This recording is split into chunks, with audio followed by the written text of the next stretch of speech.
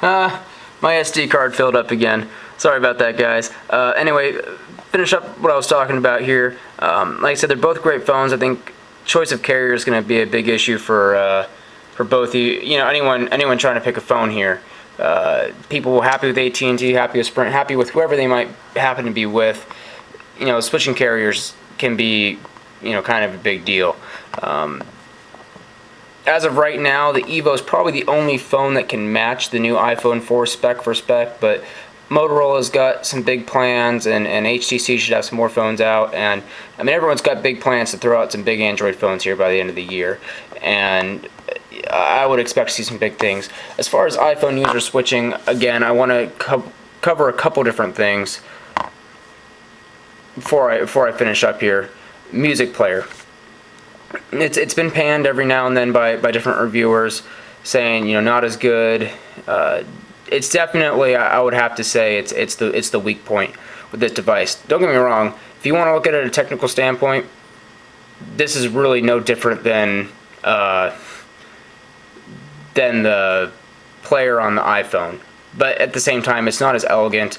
You still, you know, artists, albums, playlists, songs, genres. I mean, you have all the same options. It just doesn't flow as nicely as it does on the iPhone. But it's definitely usable, and it's something that after a week or so of using, you'll be used to the intricacies of it. It's not really a huge killing point for Android as a whole. And on that note, as far as the music player goes, if you don't like the music player that came with it, guess what? You can get something else. I mean, that's the great thing about Android. You don't like one thing about it, you can always change it, which is very different from what Apple allows you to do. It's their way or the highway, which some people like their way. I personally do not. One thing for iPhone users considering the switch to consider also is going to be video. I, for one, in my 2.5 years of having an iPhone, never once went to iTunes and purchased a video. I always procured my own videos in my own ways, be it ripping DVDs or whatever.